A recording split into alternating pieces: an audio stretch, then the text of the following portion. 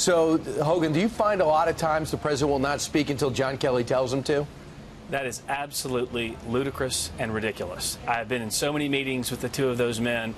The president runs this country. He makes the decisions. He sets the policy, sets the tone, and does all of that at any point in time in a conversation. John Kelly executes exactly what the president wants him to do. We all offer our opinions and suggestions, but it is the president of the United States who runs this country. Hogan, who do you believe, General Kelly, a Marine general, or Omarosa? Right, a four-star Marine General John Kelly, who I work with closely every day, who I trust with everything I've got.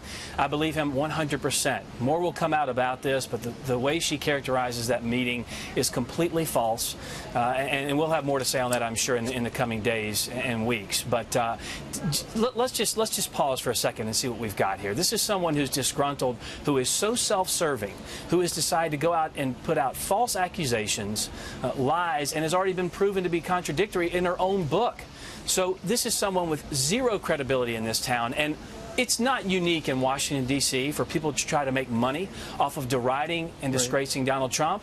What is unique is someone who leaves the White House like Omarosa, goes on a tour telling everyone how wonderful he is and how much he's done for the African-American community, but apparently telling the truth wasn't paying her bills. So she decided to switch her story to try and make a quick buck, and that I just can't abide by. And I think the book comes out tomorrow, but she's got tape. We heard the tape of her getting fired by John F. Kelly in the Situation Room, and I know that there is perhaps some legal peril she's in for doing that, violating the rules. But then again, there's a brand new audio tape, Hogan, that they played about 90 minutes ago on the Today Show, where the next day after she was fired, she's talking to the President of the United States, Donald Trump, who says, I'm reading in the paper, I had no idea you were leaving. Too bad that's happening. I feel bad about that.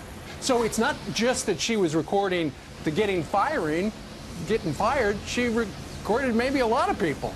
Right. The very idea that a staff member, a former staff member, would go into the Situation Room and attempt to record someone else shows a complete disregard for national security.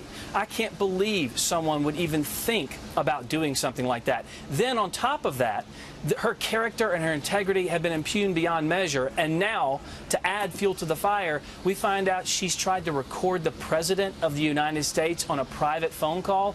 I'm not going to talk about what they talked about on the phone. What I can tell you is the thought of doing something like that to a fellow employee, not to mention the leader of the free world, is completely disgraceful. Hogan, one thing that they had a conversation with, the general was saying to her, you have basically ethical violations. What are those ethical violations? Why was she fired?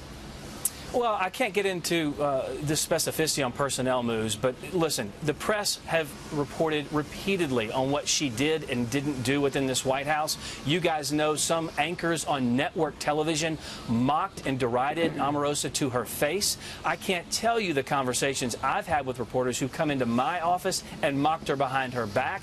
So it's kind of funny now, when they didn't want her on television, gave her no credence or credibility when she worked here. Now that she's turned on Donald Trump, she's the toast of the town. They're giving her time. They're giving her the ability to go out and try and tell a story that is fake, that is not true, and that is full of holes and full of lies. And quite frankly, the media have some burden to bear here, because they're the ones who completely dismissed her for the entire time she was here. Well, you know, she played a tape of the president the next day after she got fired. The president called her, and she also, that's the recording that she'd had with the president. And he said, what's going on? I didn't even know you were fired. And she's trying to say the president doesn't know what's happening in the White House. Meanwhile, others have said that the chief of staff, that's his job. He went in there and he cleaned house, and he was trying to clean up the White House. What was she really like to work with? What was her personality like, and what did people think of her inside the White House? Look, I always got along with Omarosa. She was someone that would come to my office periodically, and we'd have conversations and meetings. I didn't see her in too many of the meetings we had with other staff, when we had planning meetings and things like that. I got along with her. But this is someone now that makes me concerned. I wonder if she's recording some of the things we talked about as well. You can't trust somebody who comes into your office and smiles and has a conversation, and then you find out afterwards they leave and they're private citizens. They've been recording this information. The conversations she had with the president, the conversations that I I have the president, Gotcha, conversations at Kelly, they're all private. That's ridiculous that you would Right, release those. but is it true or false? Was the president telling the truth, and he said he didn't even know she was fired? That Kelly fired her without telling the president?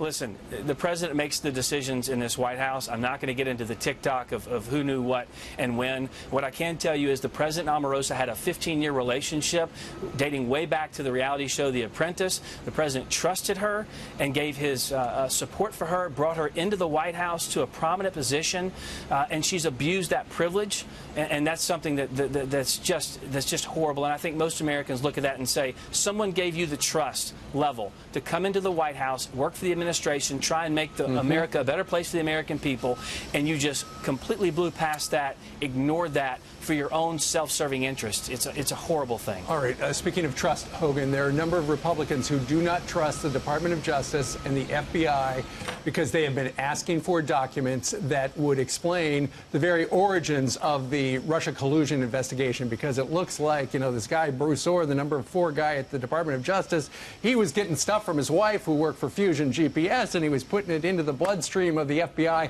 even though Christopher Steele had been fired for leaking to the press. So the big question is, will the president declassify these things that all these Republicans are calling for and have been for half a year? It seems like with every day and every new revelation, the president has proven to be more correct than he was the day before. At the highest levels in the FBI, you've seen bias against Donald Trump and bias for Hillary Clinton. That is something that's unacceptable. The president is a supporter, unequivocally, of all of the rank and file members of the FBI. He wants transparency throughout the process. Congress has been asking for these documents. He wants cooperation. Hogan Gidley, thanks so much.